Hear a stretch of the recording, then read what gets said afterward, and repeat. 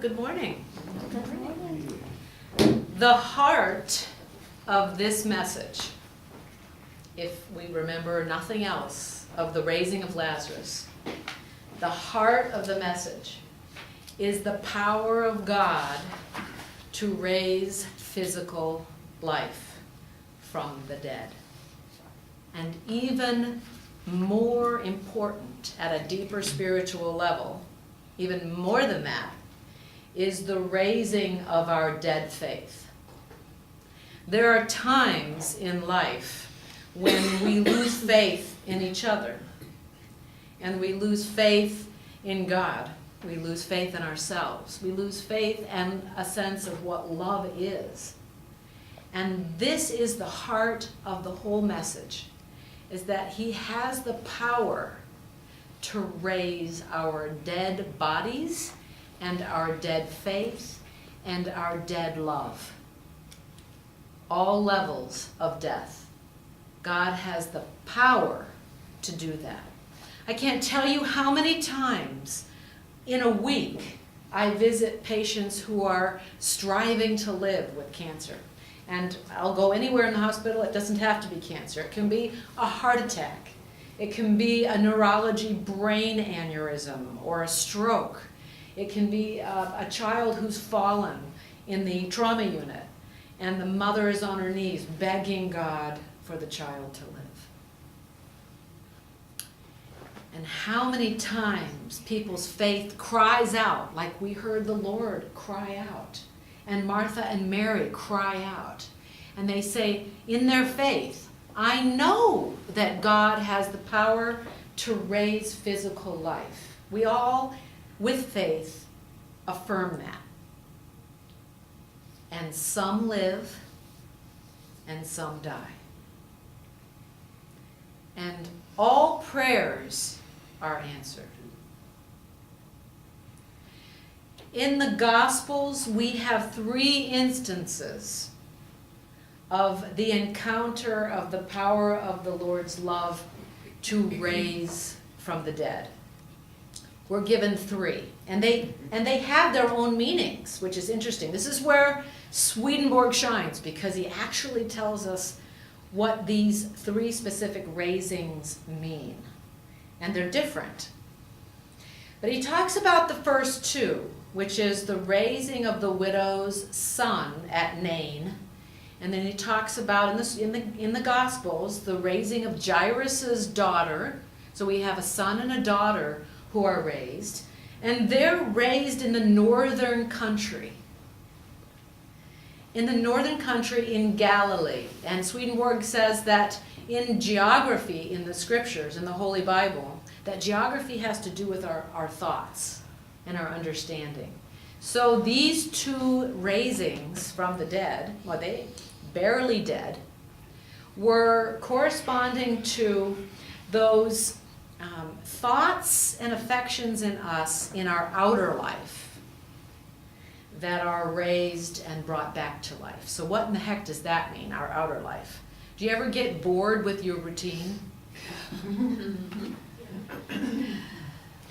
Do you get tired of doing the dishes because you know you have to, and there's absolutely no spirit in cleaning your house or doing the dishes or doing the laundry or driving to work or even words you say? Do you ever say I love you and you don't really mean it?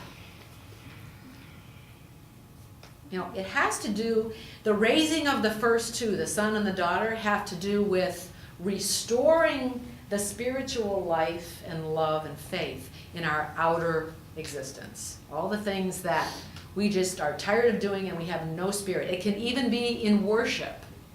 When we say a responsive reading, or we say the Lord's Prayer. Does anybody get tired of saying the Lord's Prayer? You know, I don't, because I can feel it, because I'm visiting patients every day who say it like it's life. It is their very life. And so I'm reminded daily, that's my gift, that how powerful that prayer is, because it gives life every time a patient who's sick says it. It has this miraculous spiritual quality to it. But We can be tired of saying the same things, doing the same things over and over again.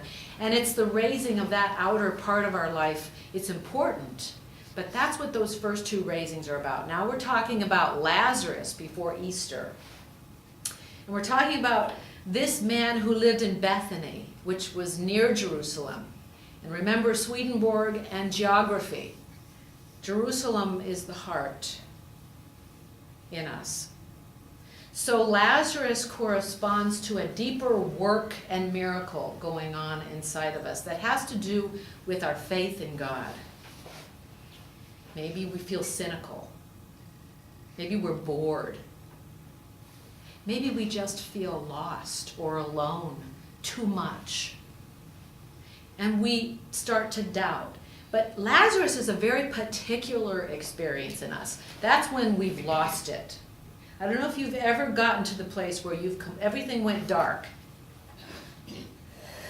And nothing mattered.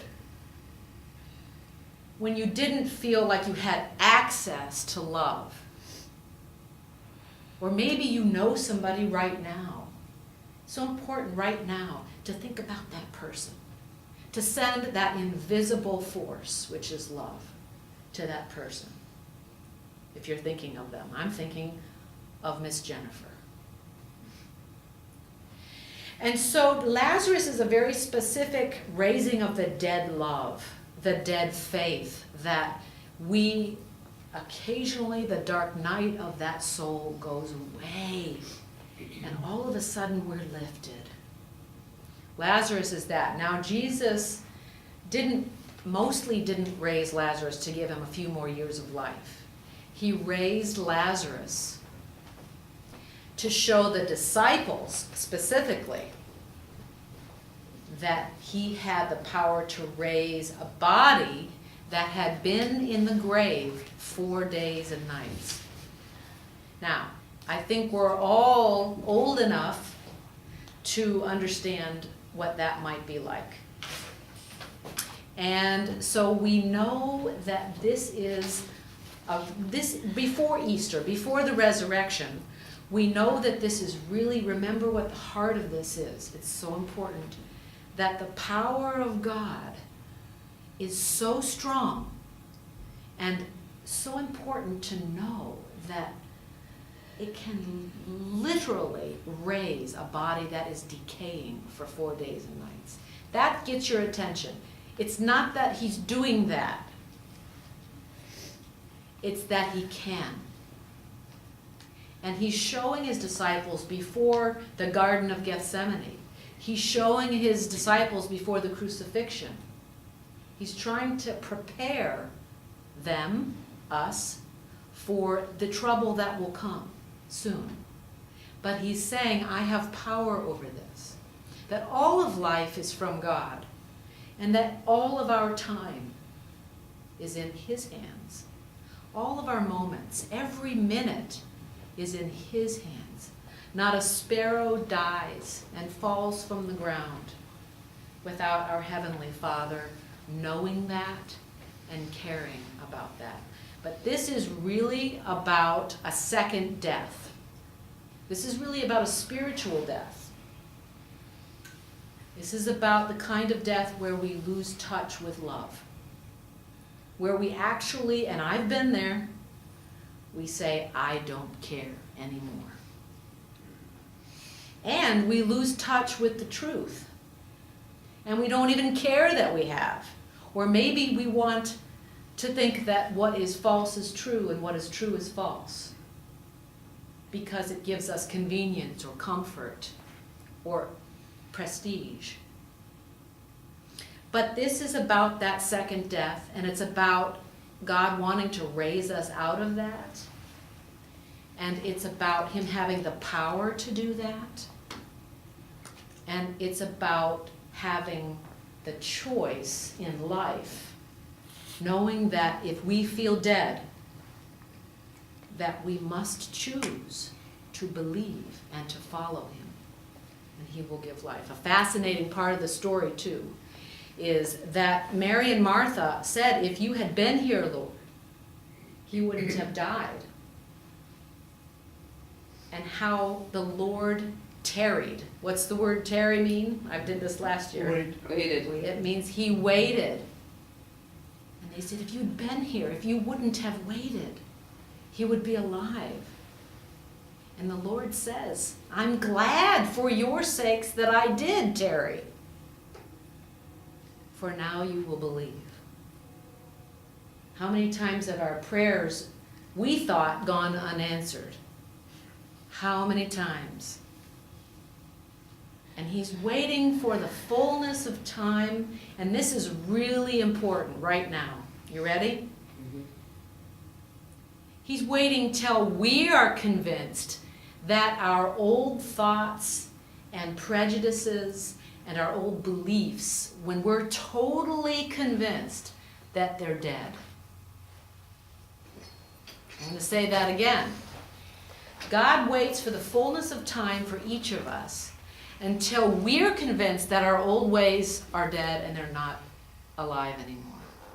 And only until we're convinced that they're not right, our prejudices, our beliefs, our old ways, our habits, when we're sick of them. You ever get sick of yourself? Mm-hmm. I get sick of my own voice because I'm always preaching. I crave listening to somebody else preach. I'm sick of myself. And so that tells me I'm on the edge of a new level of where am I, Renee? God is saying to me, where am I in your preaching? Look for me. So Jesus is really saying, I'm going to wait for the fullness of time until you're sick of yourself. You're sick of your old ways. You're sick of the limits you're putting on your life. You're sick of your anger. You're sick of your sadness. You're sick of being dysfunctional. You're sick of being impatient. And all of a sudden, you're just like, I am so done. I am so done. And then God moves in and brings that second life. The new miracle. But only, and he knows, and only God knows when we're really done. And we can almost be done and pray and say, where are you, God? God says, I haven't pushed you enough. You're not quite done cooking. And it's just amazing how sick of things we get before we're really done. It takes a long time to be emptied out of our old dysfunctional ways, our old boxes that we keep ourselves in, until we absolutely yield. And we say, I yield, God, I am done. And he comes in and new life grows. And that's really, and so what a fascinating thing in the actual literal story when the grave cloths come off. It actually describes the grave cloths falling off of Lazarus. Swedenborg says, this is great stuff, by the way. This is the heart of Swedenborg. The grave cloths correspond to all the ways we used to think and do and feel that kept us bound in death. That's really good. Whew. So, when we're completely done and God moves in, those old ways, those grave cloths come off, and Lazarus lives in you. And that's the beauty of this. Jesus does grieve. He weeps for Jerusalem. He experiences the heaviest grief for him is all the suffering of the human race and being bound by so many fears and so many limiting ideas. We have so much in here that we limit ourselves from. But Jesus weeps for that. He wants us, we get lost. We're kind of like an animal that strays from the herd, and we have to go find our own bush to chew on. And we get stuck in the thicket. And we're far from the herd, and we think that we're clever and we're different. We always want to be different from everybody else. So we go off and we do our own things. And so we get lost. And Jesus knows that waywardness. He knows that feeling. And he knows when we're doing it, and he lets us do it until we get sick of being stuck in the thicket again. It's quite an overall image. He knows when we feel sad. He knows when we feel like there's nothing that's going to fix this. He knows when we feel sick and nobody else cares. You ever like get the flu and everybody's working and you just need somebody to take care of you, but there's nobody in the house? Well, he is. He is. And it's that real. That's what this story is about. We think that it's sort of like a spiritual, invisible faith. You know, we wish these good things, but he's saying, I'm as real as raising dead. In all ways. I'm here when you're sick, and I know when you're lost, and I know when you're angry, and I know when you're giving up. And he wants us to know, most of all, that we're not alone. It's so easy for people, for all of us to feel alone.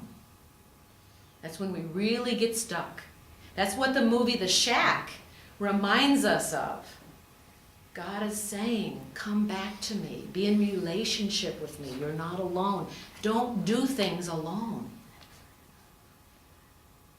I am the resurrection and the life. And he that believeth in me, though he were dead, yet he lives. And he who lives and believes in me will never die. That's what springtime and Easter remind us every year.